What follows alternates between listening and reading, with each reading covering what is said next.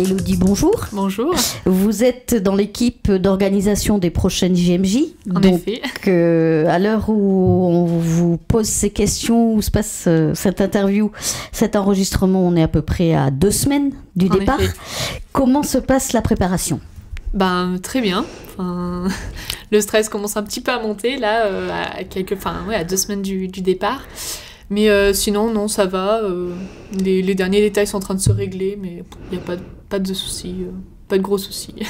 Il y a eu quelques rassemblements, j'imagine, de préparation justement avec le groupe. Avec l'équipe d'organisation, ça fait 1 an qu'on se regroupe à peu près. Enfin, il y a 1 an, on s'est vus pour la première fois pour se connaître tous ensemble. Et donc on est 6 à peu près à partir à Rio de l'équipe d'organisation, 3 filles, 3 garçons, donc la parité. Et après, ça fait 1 an où on essaie de se voir tous les 2 mois à peu près, à peu près tous les 2 mois pour régler tous les soucis qu'il y a, enfin tous les petits détails. C'est sûr que partir à Rio, ça doit pas être du même acabit que les dernières qui étaient à Madrid. Il doit y avoir plus de contraintes En effet, il y a les passeports à préparer, il y a à récupérer, il y a des vaccins à faire, il y a plusieurs petits détails à gérer qu'on peut pas gérer de la même manière que quand on part en Europe. C'est sûr. Est-ce que vous pouvez nous dire un petit peu comment se présente le groupe ? Déjà, vous êtes combien à partir ? Je crois qu'il y a des Ardéchois aussi. Oui. Alors en effet, cette année, on part avec le diocèse de Viviers. Donc on est 32, 25 Drômois et 7 Ardéchois. Entre 18 et 30 ans à peu près, les plus vieux à 30 ans. Après, on a un bon groupe, on s'est déjà vu 2 fois, 3 fois à peu près tout le groupe, donc il manque toujours quelques personnes, mais on est déjà un bon groupe à partir, bien sympathique. Est-ce que vous pensez que ces JMJ, du fait qu'elles sont à Rio et du fait du pays d'origine du pape François, l'Argentine, auront une résonance particulière ?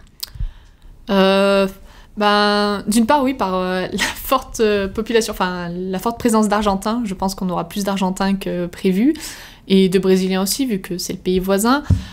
Après, ça va être une autre résonance, parce que c'est avec les premières JMJ du pape, justement, et qu'on sait que c'est un pape qui est déjà très proche du peuple, très proche des pauvres, et qui a déjà fait savoir qu'il allait se rendre auprès des pauvres, auprès des jeunes, auprès un peu de toute la population. Donc ça va être un petit peu différent. Puis cette année, il reste 1 semaine entière. Contrairement aux autres années où le pape restait à peu près 4-5 jours, il reste 7 jours. Donc on va peut-être plus pouvoir le voir, ou je sais pas encore, mais ça va être différent. Puis c'est le Brésil, moi, c'est mes 2e JMJ, donc ça va être tout à fait autre chose. C'est une autre découverte. Alors justement, le Brésil, vous avez peut-être suivi l'actualité, et ça bouge un petit peu en ce moment. Qu'est-ce que vous pouvez nous en dire, ou comment vous l'avez particulièrement suivi ? J'ai suivi par rapport, c'est vrai, aux manifestations, par rapport à la Coupe du Monde. Je me suis quand même un peu renseignée, parce que c'est pas tout à fait rassurant au début. Mais bon, il a été communiqué que c'était que par rapport à la Coupe du Monde. Par rapport au JMJ, pour le moment, ils ont rien, parce que c'est un pays fort catholique. Donc, ils n'ont pas vraiment de problème avec les JMJ, mais c'est surtout avec la Coupe du Monde qui demande énormément de frais pour eux. Donc, on verra bien sur place, ou en attendant si on a d'autres infos.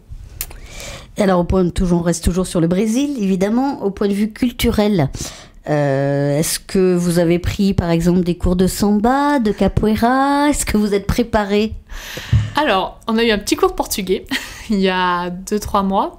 En février, on a eu un cours de portugais, ou en avril. Alors, on va dire on a appris quelques mots, mais c'est pas forcément... pour ma part, c'est pas forcément utile, parce que j'ai pas fait d'espagnol ni portugais. Donc... si je pose des questions en portugais qu'on me répond, je pense que j'aurai beaucoup de mal à comprendre. Mais lors de notre dernière aussi rencontre à Fresno, il y a 2 semaines, on a pris un cours de samba. Donc en 2 heures à peu près, on a appris les rudiments un peu de la samba. Donc c'était fort sympathique pour tout le groupe de danser ensemble. Donc après, voilà, on a eu quelques petites étapes de préparation. Un petit cours de géographie sur le Brésil, sur son histoire... sur son histoire donc ancienne, et sur ce qui se passe en ce moment, sur la géographie du Brésil. À titre personnel, qu'est-ce que vous attendez de ces JMJ ? Ben, je pense un peu comme les JMJ de Madrid. Enfin, déjà, je sais ce qui se passe, donc j'aurais pas la même attente, mais rencontrer plein de personnes, mais de différents horizons. Là, on va rencontrer des jeunes qui n'ont pas du tout la même culture que nous. Au niveau, les Argentins, les Brésiliens, enfin, toute l'Amérique du Sud n'a pas du tout les mêmes moyens que nous, la même vie que nous, si je puis dire, au niveau financier, même au niveau de la religion. On sait que le Brésil, c'est un pays ouvert au niveau de la religion, parce que c'est des personnes très, très catholiques, mais qui en même temps dansent la samba, et la samba, c'est pas une danse c'est une danse très libre, donc c'est une autre culture, et je pense que ça peut être hyper intéressant à découvrir, à voir comment eux, ils lient cela, en fait. Ils lient le fait de danser de manière un peu dévêtue, parce qu'on sait bien que les défilés de samba sont pas forcément bien vêtus, mais en même temps, d'être catholique, c'est une autre manière qu'ils ont de vivre leur foi, et j'attends ça, en fait, surtout.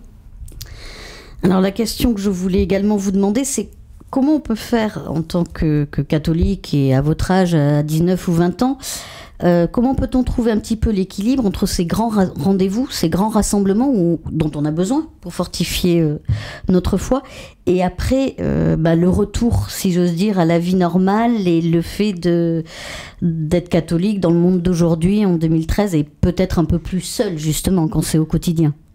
Alors c'est vrai que quand on revient des JMJ, on est un petit peu perdu, parce que on a eu des millions de personnes autour de soi, c'est quelque chose d'extraordinaire. On revient dans notre petite vie, un peu tout seul. Alors au début, ça va bien, parce qu'on a encore cette euphorie. Et puis c'est vrai qu'au fur et à mesure des mois, on redescend un peu, et là on se dit, bon, comment je fais ? Alors, on peut aller dans des rassemblements d'autres jeunes, par exemple à Thésée, à Paris-le-Monial et tout. Là on retrouve un peu cette ferveur, cette joie.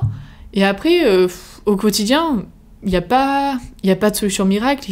Si on peut rejoindre des groupes avec d'autres jeunes de son âge pour partager, c'est ce qu'on peut faire. Même se mettre au service des autres, en fait. Partager ce qu'on nous a appris, et le faire au niveau des autres, c'est toujours super intéressant. Donc, mais après, voilà. Ça s'entretient oui. Au quotidien. En effet. Merci beaucoup, Dodi, et très bon séjour à Rio. Merci.